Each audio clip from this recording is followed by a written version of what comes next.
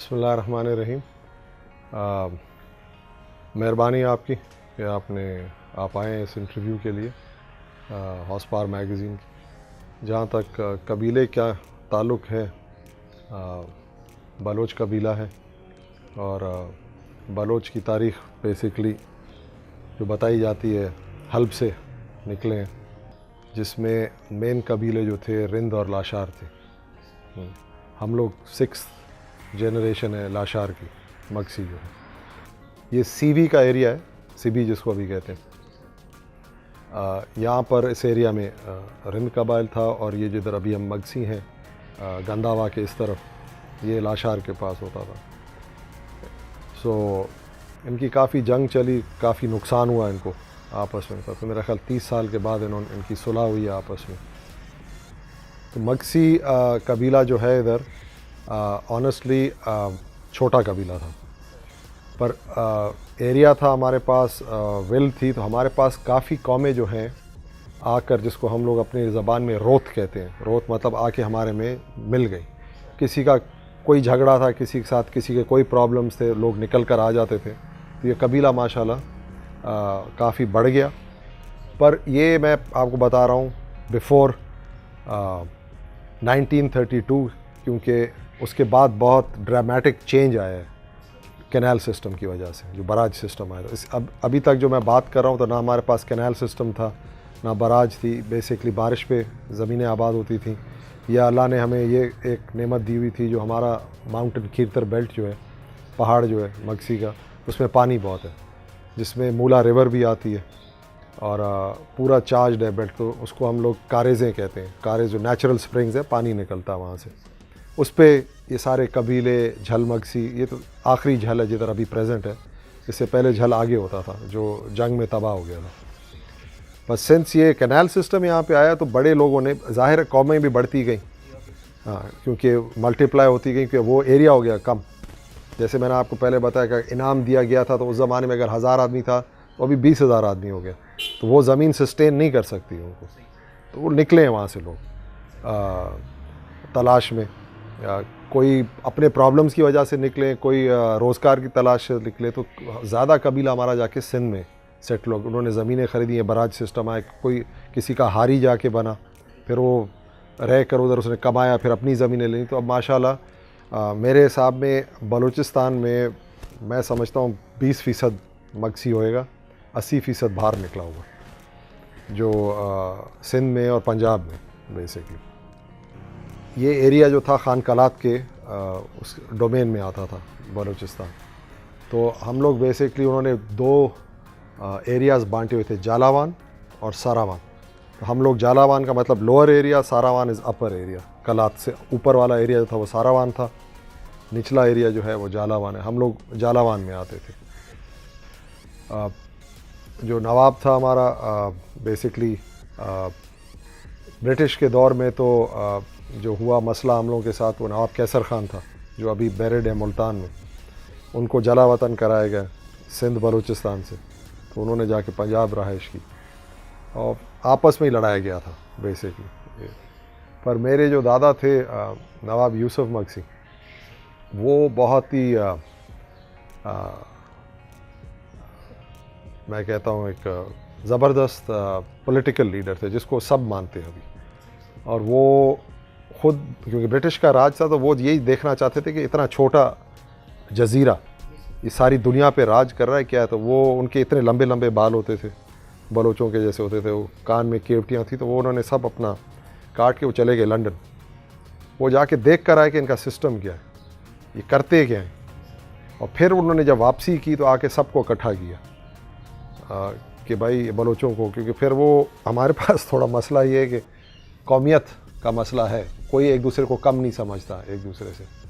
तो इसको तोड़ने के लिए, इकट्ठा करने के लिए इन्होंने काम किया, जिनको अभी मेरा ख्याल कोई भी पॉलिटिकल बलूचिस्तान का लीडर होएगा वो मानेगा।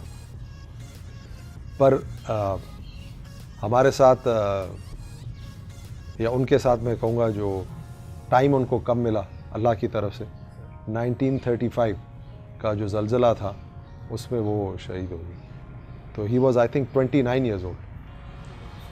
ये सब उन्होंने इस इतने टाइम में ये काम किया नवाब यूसुफ ने, और बहुत ही पॉलिटिकली लोगों को मोटिवेट किया, इकट्ठा किया। बल्कि उस ज़माने में हमारी जो रियासत से का जो 10वां हिस्सा था, अगर अभी आप झलमग से आएँ तो आपको दिखा सकते हैं। अभी ये जो स्कूल बना हुआ है वहाँ पर, ये पहला स्कूल ही उन्होंने बनाया, क्योंकि जितने नवाब थे सरदार इधर आके पढ़ते थे। बोर्डिंग स्कूल बनाया उन्होंने, 10वां हिस्सा वक्फ कर दिया था कि भाई ये एजुकेशन की तरफ करें, क्योंकि उन्होंने बोला कि एजुकेशन नहीं होएगी तो काम नहीं बनेगा। मेरा ख्याल ब्रिटिश के ख़िलाफ़ उन्होंने बहुत बड़ी हिजरत भी की प्रेशर डालने के लिए यहाँ से। मेरा ख्याल ये जो हमारी अभी ज़्यादा लोग शादात कोट में, मेरा ख्याल उनके ज़माने में बहुत लोगों ने हिजरत की उनके साथ और निकल कर आए। हम लोग ख़ुद, मेरा ख्याल मैं तो 10 साल का था, मेरे वालिद साहब शहीद हो गए थे। हम लोग ख़ुद 15-20 साल काफ़ी मुसीबतों से निकली हमारे ऊपर, पर अल्लाह बड़ा है।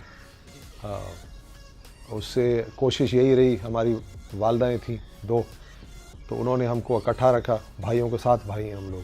अमूमन हमारी जो हिस्ट्री है मगसियों की, नवाब ख़ानदान की, लड़ाई झगड़ा कर कर 1 या 2 ही आदमी बचे आपस में। मतलब मेल हमारी जो जैसे कोई फैमिलीज़ बढ़ती हैं ना, हमारी इमीडिएट फैमिली बड़ी नहीं है।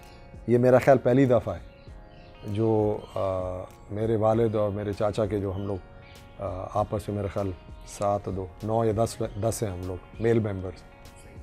अभी हमारे बच्चे, तो अब जाकर कुछ क्लैन हम लोगों का बढ़ा, नहीं तो हमारा क्लैन ये 2-3 लोगों पर ही मुश्तमिल था, जो नवाब का घर जो था। अब यही है मसले हमारे। बाकी अब कोशिश यही है हमारी कि ये कौम बढ़े आगे और ताकत ले, और माशाल्लाह अभी पढ़ के भी निकला है। हमारी तो अब कोशिश यही रही है कि इनको पढ़ाओ और अच्छी अच्छी जगहों पे जाएं और ख़ुद सेल्फ सस्टेन हो। क्योंकि हमारे पास कुछ ऐसे लोग हैं जो लोगों को बढ़ने नहीं देते, पीछे रखते। वो पीछे रखने वाला जो पीछे रखेगा वो खुद मरेगा, क्योंकि आप नहीं रख सकते पीछे। अगर आपने अपनी इज़्ज़त करानी है अपनी कौम से ख़ास तौर, क्योंकि वो आपकी इज़्ज़त इस वास्ते हो रही है क्योंकि आप जिस ख़ानदान से ताल्लुक़ रखते हैं। मेरा कहना ये कि आप अपनी इज़्ज़त करवाएं, ख़ानदान से की वजह से नहीं, अपनी वजह से। हाँ, आपकी शख्सियत से इज़्ज़त होनी चाहिए। तो ज़ाहिर आप काम करेंगे या उस तरीके से चलेंगे, आखिर इंसान है, पढ़ा लिखा या ना पढ़ा लिखा इंसान है, सब समझता है। और आजकल अगर आप उस तरीके से उसके साथ नहीं चलेंगे तो वो हो सकता है 5 साल 10 साल 20 साल आपकी वो इज़्ज़त करे, पर उसके बाद आपकी इज़्ज़त नहीं रहेगी। हाँ, तो हमारी जो जनरेशन है, हमने अपने बच्चों को और ख़ुद जो हम भाई हैं, हमारा तरीक़ेकार यही है कि भाई इज़्ज़त करो, लोगों को बढ़ाओ, अच्छा करो कि वो हमारी इज़्ज़त करें। ये नहीं कि हम लोग नवाब ख़ानदान से ताल्लुक़ रखते हैं, मेरा बाप नवाब था तो भाई आपको वैसी मेरी इज़्ज़त करनी। वो तो अल्लाह ने कराई, पर आप ख़ुद भी तो कुछ करें ना।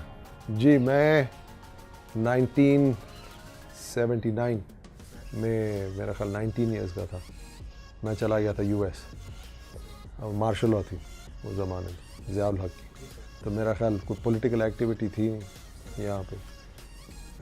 1984 नवंबर 8 को मैं पूरे 25 साल का हुआ। फरवरी 85 में, मतलब 2 महीने ऊपर हुए थे तो इलेक्शन हुई थी, क्योंकि आप बाय लॉ 25 साल का होना पड़ता है आपको कंटेस्ट करने के लिए। तो मैं I was the youngest member in the assembly.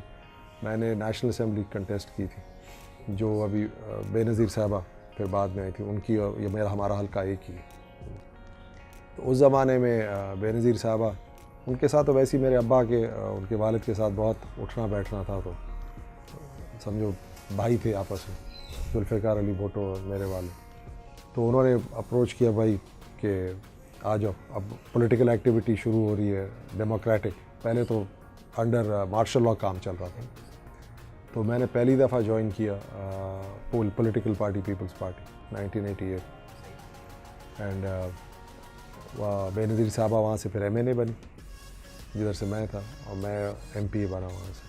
तो जब से इकट्ठे ही हम चलते रहे टिल अनफॉर्चुनेटली जो शहीद हुई बेनज़ीर साहबा 2007 दिसंबर को, तो इलेक्शन से पहले। मेरा तो एक ही पार्टी में रहा हूँ और उम्मीद है कि कोशिश यही कि एक ही पार्टी में रहें। ये लोग तो आते जाते रहते हैं, इलेक्शंस जीतते रहें अल्लाह की रज़ा से।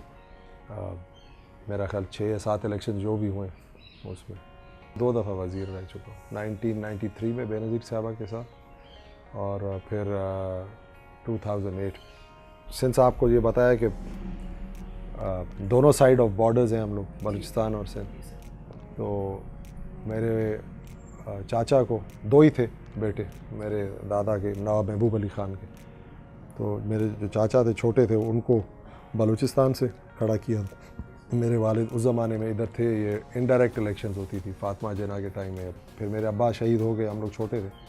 फिर भुट्टो साहब का जो टाइम आया था, तो उस ज़माने में मेरे दादा जिस सीट से मैं खड़ा हूँ वो भी इलेक्टेड थे इस सीट से। गाड़ियों का तो शौक़ बचपने से था, हमारे वालिद को, दादा को, सबको गाड़ियों का शौक़ है। रेस करना थोड़ा सेपरेट इशू है। खैर मैं तो बचपने से ही रेसर था, मैं अपने को रेसर समझता हूँ। 10 साल की एज से गाड़ियाँ बनानी, मेरा ख्याल 10-11 साल का था, मैंने गाड़ी खुद बनाई थी लाहौर में। जनरेटर का इंजन लगाया था उसके ऊपर, ट्रायम्फ का था, गियर बॉक्स लगा कर बनाई थी, गो कार्ट जिसको कहते हैं। तो वो तो शुरू से ही था, पर यही है कि हालात मुताबिक कुछ टाइम मिलता था, नहीं मिलता था। जहाँ से हमारा ताल्लुक़ है झलमगसी से, वो सारा ऑफ रोड है।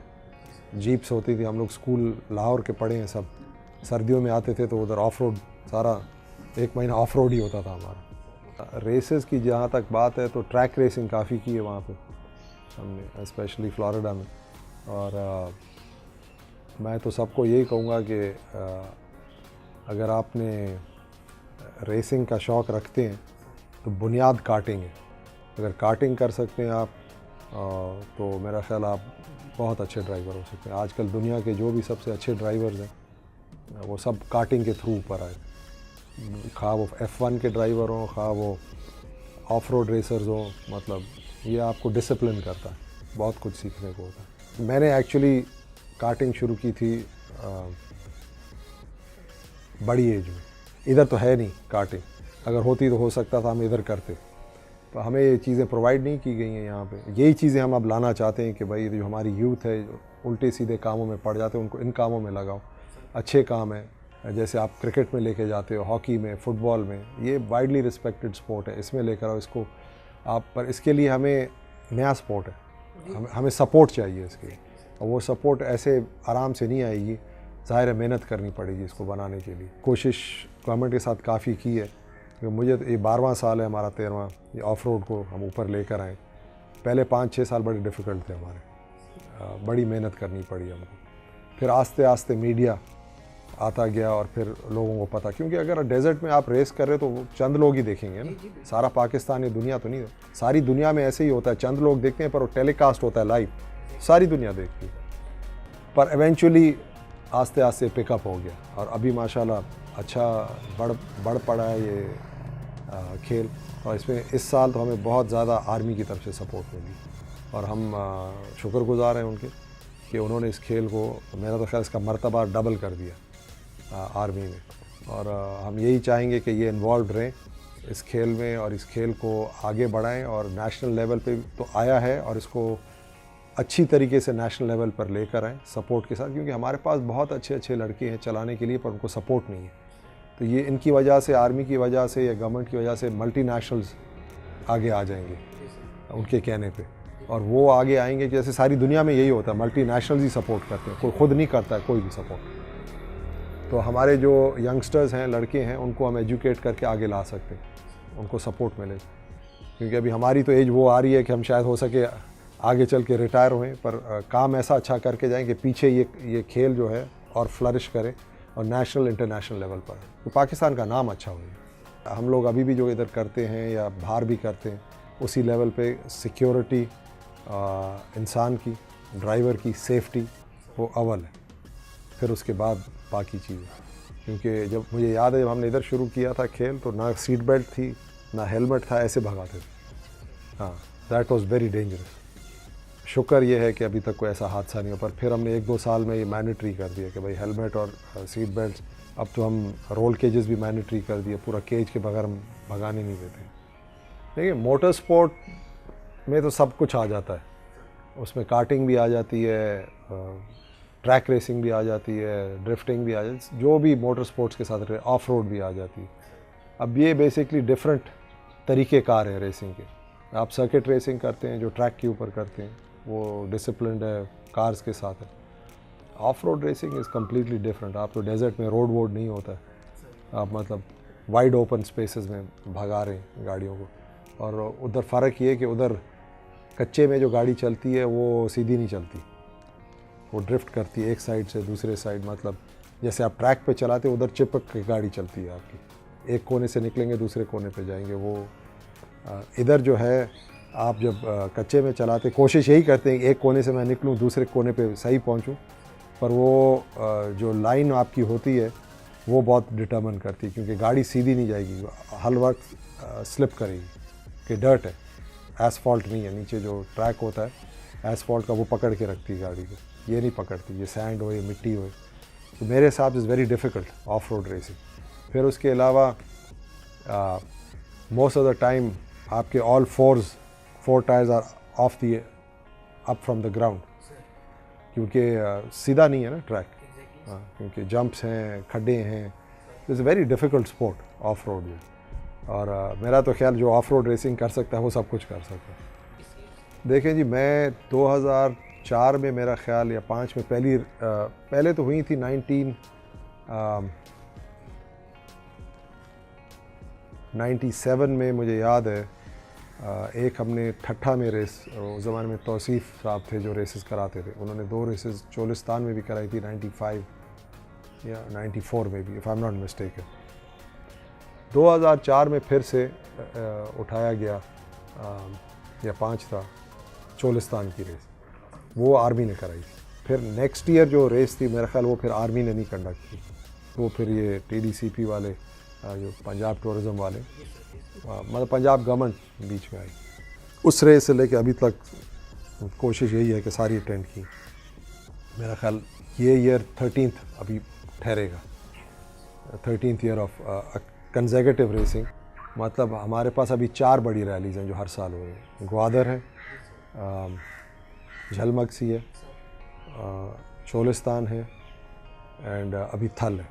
मेरे हिसाब से थल और ग्वादर ये अभी नहीं है, इन्होंने अभी 2-3 साल हुए इनको, 2-2 साल।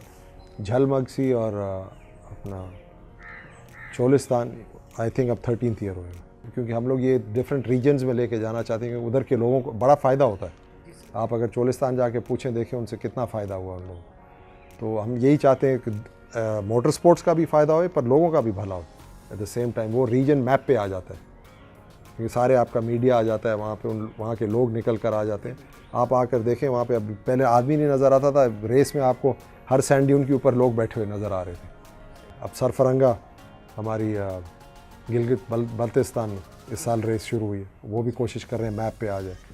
उधर हमें फ़ायदा ये है नॉर्दर्न एरियाज़ में कि हम गर्मियों में करा सकते हैं। हमारे पास 6 महीने जो ये लोअर एरिया हमारा पाकिस्तान है बहुत गर्म रहता है, यहाँ पे डेजर्ट रेसिंग नहीं हो सकती। तो हमारे पास लिमिटेड टाइम है 4 महीने का, 5 का, जिसके अंदर ये सारी जो 4 मेन रेसेस हैं बैक टू बैक होती हैं हमारी। मैं समझता हूँ बड़ी मेहनत की है गिलगित बल्तिस्तान की हुकूमत ने। कभी मैं समझता हूँ किसी हुकूमत ने इतनी मेहनत नहीं की पहले साल इसको पुश करने के लिए, उन्होंने out of the way push किया है इसको। और मैं तो समझता हूँ हमारी हिम्मत अफजाई हुई है स्पोर्ट की, जिस तरीके से वो गवर्नमेंट चली है। तो उम्मीद है वो भी ऑन कैलेंडर आ जाएगी। तो मेरे हिसाब से तो 6 रेसेस हो जाएंगे, which is very good for Pakistan. कोशिश तो यही, जब एक दफ़ा आदमी चेकर्ड फ्लैग डाउन होता है, रेस शुरू होती है, तो आदमी की कोशिश यही है कि अब डू द बेस्ट जीतने के लिए। क्योंकि अगर आप देखा जाए बाहर मुल्कों में तो इनामात अच्छे हैं, यहाँ पे इनामात ऐसे ख़ास नहीं है।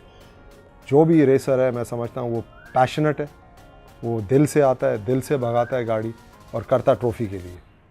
जो 10,000 12,000 की ट्रॉफ़ी मिलती है, असल चीज़ यही है।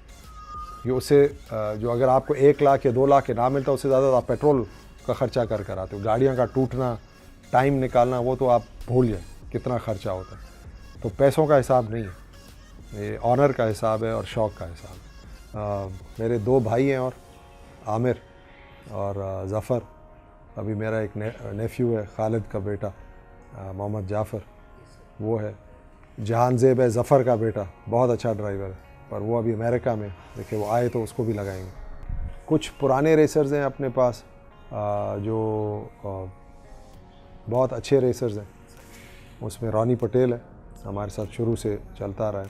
अशरफ हैं, मोहम्मद अशरफ, ये मतलब these are all old racers चलते रहे हमारे साथ। मैं कहूँगा मेरा भाई है आमिर, बहुत अच्छा रेसर है। ज़फ़र, दोनों माशाल्लाह वेरी गुड ओल्ड रेसर्स है। Asad Khodo, one of the very good racers हमारे पास। मुकेश है, मंसूर है, मतलब और हमारा सबसे पुराना रेसर जो है सरफराज, जो हमारा प्रेसिडेंट है, वो हैं। तो these are all old racers और they are all very good racers. पर हर साल एडिशन होती है, ये रेसिंग फैमिली जो है बढ़ रही है माशाल्लाह। जैसे साहिबजादा साहब, सुल्तान साहब, मेरा ख्याल 2 साल हुए, 2 2.5 3 साल हुए, आए थे चोलिस्तान, वहाँ से उन्होंने भी एंट्री की रेस के अंदर। तो फ़र्क ये है कि कुछ लोग टाइम लेते हैं, पुराने हैं, क्योंकि कंपटीशन है ना, कोई किसी को छोड़ता नहीं है एक दफ़ा जब रेस शुरू हो जाती, तो मिस्टेक्स करते हैं, सीखते हैं, सीखने का। साहिबजादा साहब ने मेरा ख्याल कम वक्त में सीखा है। पर मैं आपको क्लियरली ये बात बोलूँ, ये सारा एफ़र्ट की बात होती है कि कौन कितना एफ़र्ट डालता है सीखने के लिए। कुछ लोग कम डालते हैं एफ़र्ट, तो उनको 2 साल 4 साल 6 साल लग जाते हैं। जो ज़्यादा एफ़र्ट डालता है और उसके पास अल्लाह ने सलाहियत भी दी हुई है, मीन्स भी दिए हुए हैं, तो वो 2 साल में आगे आ जाता है। जैसे साहिबजादा साहब पोडियम पर आ गए, अमूमन इतनी जल्दी लोग पोडियम पे नहीं आते। रेस स्टार्ट पे तो मेरा ख्याल आप किसी ड्राइवर से पूछेंगे, एड्रेनलिन आपका रश आपको हुआ होता है कि भाई रेस है सामने, इसको मैं मुकम्मल करूँ, जीतूँ। सबका यही प्लान तो सबका यही होता है। और मुकम्मल होने पे ये है कि एज़ लॉन्ग एज सब खैर अमान से वापस आ जाएं in one piece, that is the main concern. अपने हाथ में, अपने जो भी हम सीनियर्स, हमारी कोशिश यही है कि हम लोग एक्टिवली सही काम बताएं। देखिए ना, ये स्पोर्ट ऐसा है, अगर आप बाहर जाएंगे ना तो आपको अपनी गाड़ी के नज़दीक भी कोई नहीं आने देता। कंपटीशन, आप वो इतनी दूर से देख सकते हैं गाड़ियों, वो जैसे हम, ये मेरी गाड़ी खड़ी, इसके नज़दीक भी आप नहीं आ सकेंगे, क्योंकि कंपटीशन है। छोटी भी चीज़ अगर आप नज़र आ जाती है उनकी, तो वो अपनी गाड़ी में जाके लगा लेता है। तो ये एक सीक्रेट होता है। हमने इसको उल्टा किया हुआ है यहाँ पे, क्योंकि हम बिल्डिंग स्टेज में, अगर हम सही चीज़ बताएंगे नहीं तो वो आदमी पैसा भी गलत खर्च करेगा, अपने को भी नुकसान देगा, चला जाएगा छोड़ के। अगर आप किसी को भी बाहर से लेकर आए, हमारे पास जो डेजर्ट है और जो ऑफ रोड है, किसी के पास नहीं। मैं तो यही कहता हूँ कि इसको, खेल को आगे बढ़ाया जाए तो इंटरनेशनल लोग मतलब आंखें बंद कर आएंगे यहाँ। तो ईरान से भी आए हमारे पास 2 साल रेस करने के लिए, हमारे पास थाईलैंड से आए, इस साल भी आ रहे।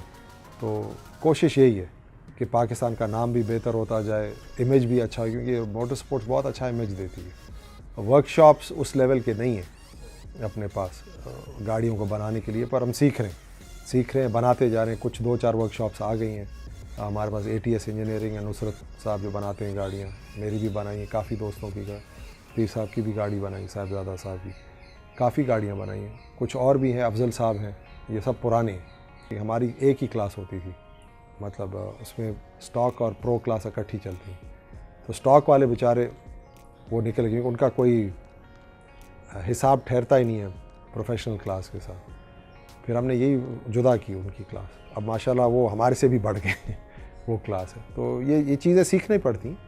आर्मी को भी ये सजेशन दूंगा, और गवर्नमेंट ऑफ पाकिस्तान को भी, इनको इंटर प्रोविंशियल करानी चाहिए रेस। मिसाल आप शुरू करें सिंध के डेजर्ट से, मिट्टी से शुरू करें, जाके सीधा दरावड़ ले जाए। पूरा ये हमारा जो ईस्ट एरिया है, ईस्टर्न डेजर्ट है, ऑल द वे अप, इसको यूज़ करें आप। ऐसे जैसा डेजर्ट ही किसी के पास नहीं, इतना बड़ा डेजर्ट है। एरियाज़ तो ऑलरेडी हैं हमारे पास, ये एक बड़ी नेमत है, उसमें कुछ ज़्यादा काम करने की नहीं। ज़ाहिर है फैसिलिटीज़ आपको देनी पड़ती है, क्योंकि डेजर्ट में आप जाते हैं, ना रहने का होता है ना कुछ होता है। इधर मल्टीनेशनल जो गवर्नमेंट हमें सपोर्ट करें। फिर इक्विपमेंट है, असल चीज़ इक्विपमेंट है, लॉजिस्टिक्स है। क्योंकि अभी जो CPEC वाला हुआ था, आर्मी ने बड़ा अच्छा काम किया, पर उनके पास लॉजिस्टिक सपोर्ट थी। उन्होंने कैंप्स बनाए, ठहराया, लोगों को फ्यूल दिया। तो यही चीज़ें ऑफ रोड रेसिंग में भी आप सेम चीज़ करते हैं, थोड़ा छोटे पैमाने के ऊपर। वो खुंजराब से ग्वादर तक था, हम लोग 400-500 किलोमीटर करते हैं। पर नेशनली इसको दिखाने के लिए मीडिया की मेजर सपोर्ट चाहिए। है भी, अच्छी सपोर्ट हो गई है पहले से, पर और भी चाहिए, कि इसको और आप जैसे दूसरे खेल दिखाते हैं, इसको और टेलीवाइज करें, दिखाएं कि लोगों के जहन में आए और लोग मुतासर हों और इस साइड पे जहन उनका डाइवर्ट हो। मैंने तो ये भी सजेस्ट किया गवर्नमेंट को, इधर एक सर्किट आप बनाएं कराची में। हाँ, तो अगर आप सर्किट बनाए तो यही सारे लड़के उधर होंगे, पूरा आपका ऑडिटोरियम भरा होएगा, देख रहे होंगे, और वहाँ पे कंट्रोल्ड एनवायरनमेंट में होता है कि नुकसान भी नहीं होए किसी को और सीखें भी से। अब हम लोग कोशिश हमारी यही है कि पहली बात तो ये कि ये स्पोर्ट रिकग्नाइज हो नेशनल लेवल पर, जो अभी रिकग्निशन आ रही है। अब इसको हम लोग कानूनी तरीके से भी रिकग्निशन दिलवाएंगे इंशाअल्लाह ताला, इकट्ठे होकर कर रहे हैं उस पर काम। और फिर ज़ाहिर है फिर हमारी कोशिश होएगी स्पोर्ट्स मिनिस्ट्री से या फेडरल गवर्नमेंट से कि आप इस चीज़ को उठाएं और इन्वॉल्व करें मल्टीनेशनल्स को कि ये काम आगे बढ़े, मुल्क का नाम रोशन हो। जैसे आप दूसरी क्रिकेट में जाते हैं, दूसरी चीज़ में जाते हैं, इसमें क्यों नहीं करते? ये मेरे ख्याल दुनिया में थर्ड बिगेस्ट स्पोर्ट है मोटर स्पोर्ट पूरे वर्ल्ड। जैसे डैकार है, उस 1 बिलियन पीपल वॉच इट, बहुत बड़ी बात है। पीटर हैंसल है, वो इज़ अ डैकार चैम्पियन और माशाल्लाह उसकी एज भी नियरली हमारी जितनी है एंड स्टिल रेसिंग। ये मोटरसाइकिलिस्ट थे, इन्होंने मेरे ख्याल 5 या 6 विन्स किए मोटरसाइकिल पे और अब इन्होंने गाड़ियों पे विन की। वेरी कैलकुलेटेड रेसर है वो, मतलब गाड़ी को जो मैंने देखा उनको, वो लंबी रेसेस होती हैं डैकार की, क्योंकि उसमें इनके साथ बड़े अच्छे ड्राइवर्स हैं, रॉबी गॉर्डन हैं, दूसरे दे ऑल माशाल्लाह very good drivers which we follow. पर इनका काम यही होता है कि मैंने देखा है उनको जाने देते हैं। असल काम तो यही है कि आप स्लो हुए फास्ट हुए डजेंट मैटर, सबसे पहले चेकर्ड फ्लैग पे जो पहुंचता है मसला उसका होता है। हाँ, बेशक आप 4 लेग्स में स्लो हैं डजेंट मैटर, पर असल चीज़ वो है ना। आप ऐसे समझे वो बड़ी रेस है, हमारी छोटी रेस है, कैलकुलेट करना पड़ता है हमको कि भाई ये ट्रैक है, देखा कि इधर क्या करना है, इधर क्या करना है। अगर ज़्यादा एक जगह पे पुश करते हो सकता है तो नुकसान हो जाए, नुकसान होएगा तो अपना नुकसान होएगा, पहुंच नहीं सकेंगे। आप रेकी करते हैं और फिर अपना कैलकुलेट करते हैं, तो ये काफ़ी कैलकुलेटेड रेस है। ऐसे नहीं है कि आप बस बैठ के स्टीयरिंग के ऊपर और भगाना शुरू कर दिया, ऐसे नहीं होता है। आप किसी से भी पूछ लें, आप घर से निकल कर बाहर सारा दिन डेजर्ट में हैं, मतलब आप मेरा तो आपका जहन ही क्लियर हो जाता है, क्योंकि सारा दिन आप घर में या बैठ के टीवी देख रहे होते हैं। हम तो कहते हैं लोगों को बाहर निकल कर आओ भाई, निकलो बाहर घर से, और फ्रेश एयर है। आप ऐसे समय हम लोग एक हफ्ता डेजर्ट में रहते हैं, बहुत हेल्थी है। शहरों में तो सारा साल शहरों में लोग रहते हैं। हम तो यही चाहते हैं कि ये स्पोर्ट बड़े निकले, आप इंटीरियर में निकल के जाएं, आउटस्कर्ट्स पे, और देखें पाकिस्तान है क्या बाहर। काफ़ी लोगों ने तो देखा भी नहीं, अल्लाह ने दिया क्या है हमको। बाहर के लोग आना काफ़ी शुरू हो गए, और वो ये पाकिस्तान का नॉर्दर्न एरिया देख के वो तो कहते हैं इस जैसा तो हमने ये जगह है ही नहीं, पूरी दुनिया में ऐसी जगह नहीं। तो अल्लाह ने तो हमें ब्लेस किया हुआ, अब इसको खाली प्रमोट करना हम लोग। अल्लाह ने हिम्मत दी और इसको हमने एक स्ट्रीमलाइन कर दिया और बेहतर होता जा रहा है। पर सब ने इकट्ठा मिलकर इस पर बड़ी जदोजहद की। जितने भी रेसर्स हैं ना, हमारे कराची से लेके गिलगित बल्दिस्तान तक, सब इकट्ठे हुए हैं इसके ऊपर और सब ने मेहनत की। और मैं तो सबको सलाम करूँगा कि इनके बगैर ये काम होता ही नहीं। हमें जिधर से सपोर्ट चाहिए अभी मिलती है। हाँ, डैकार में चलाना चाहता हूँ, बाहर के डेजर्ट। उम्मीद तो है करेंगे कि अल्लाह ने दी हिम्मत। नए रेसर्स को ये कहूँगा कि हौसला अफजाई करें अपनी, दूसरों की भी, गिव अप नहीं करें, क्योंकि ये स्पोर्ट ऐसा है कि इसमें आदमी एक साल आता है, देखता है कि मज़ा नहीं आया या मुझे सपोर्ट नहीं मिली, और वो ऐसे भी हुए लोग छोड़ के चले गए। तो मेरा कहना ये कि आप छोड़ें नहीं, सीनियर्स माशाल्लाह काफ़ी हैं और सब मदद करेंगे आपकी। खाली हमारी तक आप पहुंच जाए, हम हर किस्म की मदद करेंगे, क्योंकि ये स्पोर्ट को हम समझते हैं कि इसको बढ़ाना है, इसको छोड़ना नहीं है। और ये स्पोर्ट अच्छा जड़ पकड़ गया है, और जाहिर है नए लोग आएंगे तो जड़ और पकड़ेगा, क्योंकि पुराने लोग तो निकलेंगे ना, कुछ निकलेंगे कुछ आएंगे। अगर आने वाले लोग कम हो गए तो फिर तो ये काम ख़राब हो जाएगा। तो कोशिश हमारी यही है कि नए लोग आएँ और हम अपनी दिलो जान से उनकी मदद भी करेंगे, हर किस्म की, और सपोर्ट भी करेंगे उनको। मैं ये मैसेज कन्वे करना चाहूँगा फैंस को कि आपके बगैर ये स्पोर्ट चल ही नहीं सकता। हमें पहली चीज़, ये चीज़ को बढ़ाने के लिए आपकी सपोर्ट चाहिए। अगर फैंस की सपोर्ट होएगी तो मीडिया भी आएगा, गवर्नमेंट भी देखेगी और मल्टीनेशनल्स भी देखेंगे। अगर आज आप फैंस को हटा दें क्रिकेट से तो क्रिकेट कुछ नहीं, यही चीज़ है। तो हम तो यही हाथ बांध कर इल्तिजा करेंगे फैंस से कि जितनी हमारी सपोर्ट कर सकें करें, तो ये जो खेल है ये बढ़े आगे। ये आपकी वजह से ही बढ़ेगा और कोई वजह नहीं। Thank you.